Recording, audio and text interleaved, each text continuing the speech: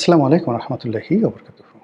সম্মানিত দর্শক, কেমন আছেন আমাদের ডক্টর মোহাম্মদ ইউনূস, কিংবদন্তির অর্থনীতিবিদ, শান্তির নোবেল বিজেতা, অন্তর্বর্তীকালীন সরকারের প্রধান উপদেষ্টা, হিলারি ক্লিন্টনের বন্ধু, বিল ক্লিন্টনের বন্ধু, পশ্চিমাদের চোখের মণি, কলিজার টুকরা ডক্টর মোহাম্মদ ইউনূস এখন কি করছেন, কি ভাবছেন? তিনি কবে আবার বিদেশ যাবেন, কবে আবার হাসবেন, তার পরিণতি কী ইত্যাদি নিয়ে আপনারা কি কেউ কি কিছু ভাবেন? আমি কিন্তু ভাবি। আমি ভাবি যে এমন কেন হলো? এমন তো হওয়ার কথা নয়। আমরা তো তাকে ৫০ বছর রেখে দিতে চেয়েছিলাম কেউ। আমরা তো তাকে ৫ বছর রেখে দিতে চেয়েছিলাম অনেকে।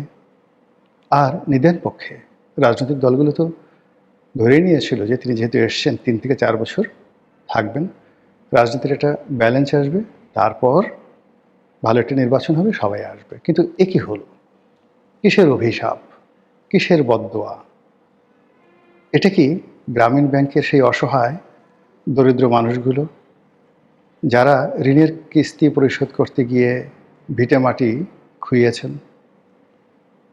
ঋণের কিস্তি পরিশোধ না করতে পারার কারণে যাদেরকে শীতের সকালবেলা নদীতে ঝাঁপ দিতে বলা হতো, ঋণের কিস্তি পরিশোধ করতে না পারার কারণে স্বামী স্ত্রীর মধ্যে বিচ্ছেদ হয়ে গেছে, অনেকে আত্মহত্যা করেছেন, তাদের অভিশাপ?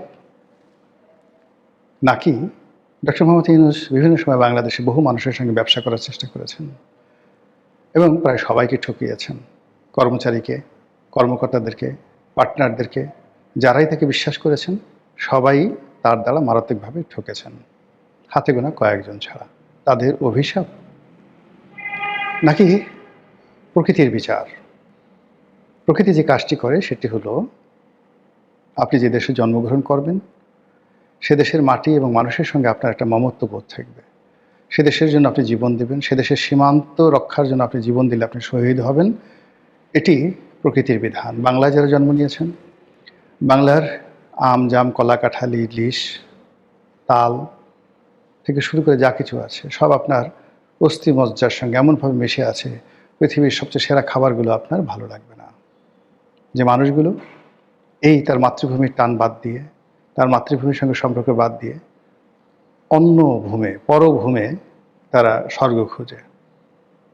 দেশের চাইতে বিদেশিদেরকে তাদের ভালো লাগে, বাংলার চাইতে ইংরেজি ভালো লাগে, দেশের মানুষকে চাকর মনে হয়, বিদেশিদেরকে প্রভু মনে হয়।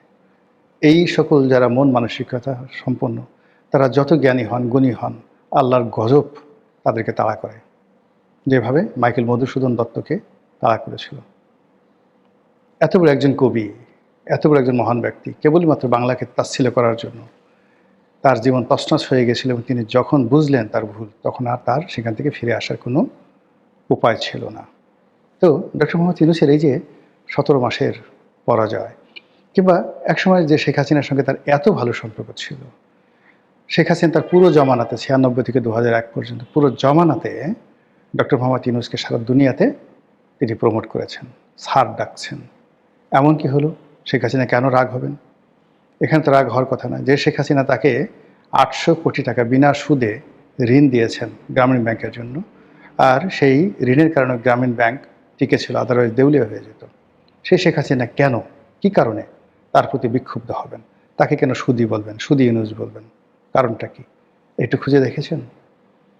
কিংবা ধরুন যে বিএনপি ২০০১ থেকে ২০০৬ পর্যন্ত তারাও ডক্টর মোহাম্মদ ইউনূসকে প্রমোট করেছেন, কিন্তু একাগারের সময় তার কর্মকাণ্ডের কারণে বিএনপিও তাকে বিশ্বাস করেনি।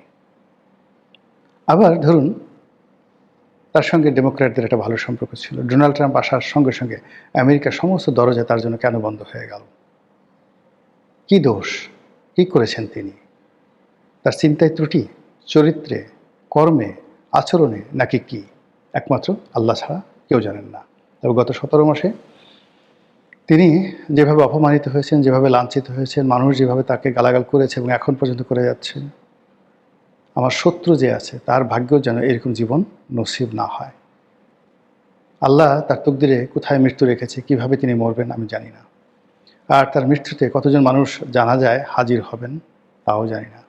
তার মৃত্যু কি দেশে হবে না দেশের বাইরে হবে তাও জানি না। কিন্তু যতদিন তিনি জীবিত থাকবেন, তার এই যে অভিশপ্ত একটা জীবন, এই জীবন তাকে এবং তার পুরো পরিবারকে প্যারা দেবে। তিনি গত 17 মাসের থেকে যে কাজগুলো করেছেন, অনেক ভালো কাজ হয়তো করেছেন, আমরা জানি না। কিন্তু তার মন্দ কাজগুলো যেভাবে ব্র্যান্ডিং হয়েছে, তিনি তার গ্রামীণ ব্যাংকের জন্য, গ্রামীণ ফোনের জন্য, তার নিজের জন্য, তার নিজের পরিবারের জন্য, তার ভাই ভাতিজা স্ত্রী কন্যা সকলের জন্য যা কিছু করেছেন, সব মানুষ নির্বিচারে নিন্দা করেছে। তিনি সবাইকে কথা দিয়েছেন, কারোর সঙ্গে কথা রাখেননি। তিনি সবার বন্ধু হওয়ার চেষ্টা করেছেন, কিন্তু অন্তর থেকে কারো বন্ধু হননি। ফলে বিদায় বেলায় তা নিয়ে তিনি কাউকে পাননি। তিনি যেদিন যমুনা ছেড়ে গেলেন, সেদিন জামাতের আমির তারেক রহমান সাহেব, অন্যান্য যে রাজনৈতিক দল যারা এই যাকে বলা হয় সংস্কার কমিটিতে, রিয়াজ আলীর কি রিয়াজ আলী তো না, আলী রিয়াজের সংবিধান সংস্কার কমিটিতে নিয়মিত গেছেন প্রায় কত 70টা না 80টা রাজনৈতিক দল। তারা ফুলের মালা নিয়ে যাবেন, অনেকে কেঁদে দিবেন, অনেকে চোখের পানি ফেলবেন, স্যার আপনি আমাদের ছেড়ে চলে গেলেন, এই হবে তার বিদায়। কিন্তু না, তিনি তার কন্যাকে নিয়ে আর এসএসএফের গার্ড নিয়ে ধীরে ধীরে মার্সিডিজ গাড়ির দিকে, সরকারি গাড়ির দিকে এগিয়ে গেলেন। এখন আমরা জানলাম যে তিনি 1 বছর ভিভিআইপি প্রোটোকল নিয়ে তারপর তিনি থাকবেন। সবাই বলছে ভালোই হয়েছে। যদি ভিভিআইপি প্রোটোকল মানে এসএসএফের আন্ডারে থাকে, তাহলে তিনি পালাতে পারবেন না, দেশ ছেড়ে যেতে পারবেন না। সবসময় একটা নজরদারিতে রাখা হবে এবং বলা হচ্ছে যে তাকে ইচ্ছা করে এই কাজগুলো করানো হয়েছে, বা তিনি না বুঝে এই ইচ্ছা করে প্রোটোকলের মধ্যে তিনি পড়ে গেছেন। তিনি যদি ক্ষমতা ত্যাগের পরের দিনে চলে যেতেন দেশের বাইরে, কেউ হয়তো তাকে আটকাতো না। কিন্তু আজকের দিনে তার পক্ষে যাওয়াটা আদৌ সম্ভব কিনা এটা আমি বলতে পারবো না। যেটা আমি বলছিলাম যে গত 17 মাসে তিনি যে অসংখ্য শত্রু তৈরি করেছেন, সেই শত্রুদের মধ্যে বেশিরভাগই তার মিত্র। তাকে যারা ভালোবাসতো, চোখ বুঝে ভালোবাসতো, তারা অনেকেই এখন তার শত্রু। যারা তার দীর্ঘায়ু কামনা করতেন, তারা এখন চাচ্ছে না যে এই লোকটা বেশি দিন বেঁচে থাকুক। তারপর অনেকে চাচ্ছেন যে তিনি একটু জেলে যান, তার একটু হাত কড়া পরানো হোক, তার বিরুদ্ধে মামলা হোক, মোকদ্দমা হোক। আওয়ামী লীগের লোকজন যেভাবে সেই কোর্ট কাছারিতে গিয়ে ডিম থেরাপির শিকার হয়েছেন, তার সঙ্গে অন্ততপক্ষে এভাবে একটু ডিম থেরাপি হোক।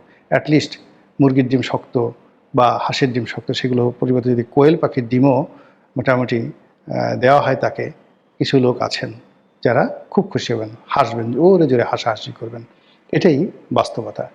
এখন সেই লোকটি কেমন আছেন আমরা জানি না, তবে নিশ্চিত যে দিল্লি তাকে ছাড়বে না, কোনো অবস্থাতে দিল্লি তাকে ছাড়বে না। আওয়ামী লীগের কথা বাদ দেন, আওয়ামী লীগ একটা মানে নিজেরাই এখন বিপদগ্রস্ত, আগামীতে কাদের কী বিপদে করবেন সেটা পরের ব্যাপার। কিন্তু দিল্লি তো একটা রাষ্ট্র, নরেন্দ্র মোদী যে ম্যান।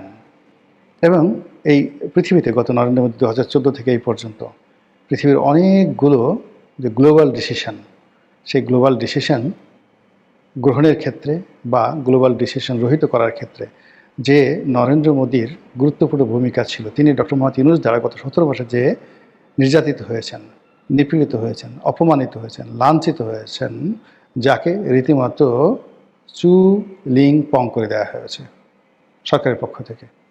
এখন এই চু লিং পং নাকি যাকে বলা হয় খুব ভালো একটি বাংলা ভাষা, ভালো কথা। এখন এই বাংলা ভাষাটাকে যদি জনাব নরেন্দ্র মোদী তিনি ডক্টর মোহাম্মদ ইউনূসের জন্য গলার মালা করে তার গলায় ঝুলিয়ে দেন, তার পোশাক বানিয়ে দেন, এটা দিয়ে, এই শব্দ দিয়ে সারা শরীর শুধু এগুলো লেখা থাকবে। রুদ্রাক্ষের মালার উপর চু লিং পং লিখে তার গলায় বিরাট একটা মালা ঝুলিয়ে দেন, হাতে ওরকম একটা মালা ঝুলিয়ে দেন, যে সারাদিন আপনি ওইটা বলেন, ইয়া মবু ইয়া মবু ইয়া চু লিং পং। মানে চু লিং পং মানে সুদ লিং পং, বাট আমি একটু ভদ্র করে চু লিং পং বলছি আর কি। তো এটা আপনি জব করতে থাকেন, বিকজ এই আপনি বাংলাদেশে কিছু গত 17 মাসে দিতে পারছেন আর না পারছেন, কিন্তু মব এবং এই সুদ লিং পং এই দুটো শব্দ আপনি জাতিকে উপহার দিয়েছেন, এমনভাবে শিখিয়ে দিয়েছেন জাতি আর কোনোদিন ভুলবে না। তো যেটা বলছিলাম যে বর্তমান সরকারের উপর তো আপনারা সবাই জানেন, নিশ্চিত আমেরিকার একটা প্রভাব আছে, ভারতের একটা প্রভাব আছে। ভারতের গ্রিন সিগন্যাল ছাড়া, আমেরিকার গ্রিন সিগন্যাল ছাড়া বাংলাদেশে কোনো কিছু ঘটেনি এই গত সেই কয়েক মাসে। তো তাই যদি হয়, সেক্ষেত্রে ডক্টর মোহাম্মদ ইউনূসকে কি সহজে ছেড়ে দেওয়া হবে? আল্লাহ জানেন। অথবা তার বিরুদ্ধে কি নতুন করে দুর্নীতির মামলা হবে? তার উপদেষ্টাদের বিরুদ্ধে মামলা করার জন্য তোড়জোড় হচ্ছে। সমস্ত উপদেষ্টারা ত্রাহি ত্রাহি করছে। কেউ আন্দোলনের হুমকি দিচ্ছে, কেউ গণ অভ্যুত্থানের হুমকি দিচ্ছে, কেউ বলছে বিদেশে পালিয়ে যাওয়ার যেতে পারতাম কিন্তু না গেছি, কেউ ব্যাংক হিসাব দাখিল করছে, কেউ বলছে আমি চোর না, আমি দুর্নীতিবাজ না, আমি জীবনে কোনো দিন দুর্নীতি করি নাই, আমি কোনো দিন মানে কী বলবো কোনো দুর্নীতি করি নাই, 1 টাকারও দুর্নীতি করে নাই।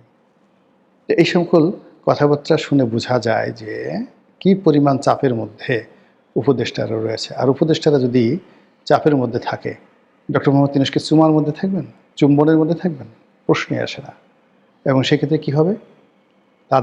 তার যে পুরনো মামলাগুলো সেগুলো যদি নতুন করে চালু হয়, তার বিরুদ্ধে যদি আবার নতুন করে মামলা হয়, আবার তাকে যদি কোর্ট কাছারিতে ঘুরতে হয়, তিনি তখন জোরে জোরে চিৎকার করে বলবেন যে আগেই ভালো ছিলাম, আগে সিঁড়ি দিয়ে উঠতাম হেঁটে হেঁটে, পেছন থেকে কেউ গালি দিত না, কেউ ডিম মারত না, আগে কখনো হ্যান্ডকাপ পরানো হয়নি, আগে খাঁচার মধ্যে ঢোকার নিয়ম ছিল কিন্তু ম্যাজিস্ট্রেট ভদ্রতা করে আমাকে খাঁচায় ঢুকায়নি, আমি নাটক করার জন্য খাঁচায় ঢোকার চেষ্টা করেছি।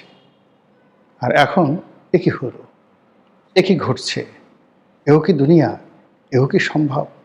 হিরোডোটাসের সেই বিখ্যাত গল্প সাইরাস বনাম ক্রেশাস, সেই সময়টিতে মহামতি সাইরাস মানে পারস্যের সম্রাট, তার দ্বারা যখন লিডিয়ার রাজা ক্রেশাস মৃত্যুদণ্ডপ্রাপ্ত হলো, তখন আশ্চর্য হয়ে গেলেন। এখন যেভাবে যদি পলানে ছাড়েন ইরান জিতে যায়, ইরান জিতার পর ডোনাল্ড ট্রাম্পকে ধরে আনা হয় এবং ইরানের শাসকরা সিদ্ধান্ত দেয় যে বড় একটা জ্বলন্ত চিতা জ্বালাও।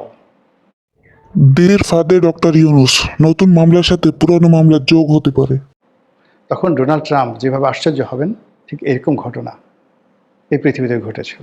তখন পারস্যের সম্রাট ছিলেন এই সাইরাস দ্য গ্রেট। তখন ছোট্ট, এখনকার যে পারস্য তার চেয়েও ছোট পারস্য ছিলেন তিনি। তখন এই যে রাজার কথা বলছি, লিডিয়ার রাজা ক্রেশাস, এই তুরস্ক, পুরো তুরস্কের এই অঞ্চলে ছিল তার রাজধানী এবং তুরস্ককে কেন্দ্র করে বসফরাস প্রণালী পার হয়ে পুরো ইউরোপে রাজা ছিলেন। মোর দ্যান 400 ইয়ার্স তার বংশ রাজত্ব করেছিল প্রাচীন দুনিয়াতে। সেই বংশের সবচেয়ে পাওয়ারফুল সম্রাট ছিলেন সম্রাট ক্রেশাস। আর সম্রাট ক্রেশাসের অধীনে ছোট্ট একটা সামন্ত রাজা ছিলেন সাইরাস। সেই সাইরাসের কাছে ক্রেশাস পরাজিত হয়েছিলেন যুদ্ধের ময়দানে।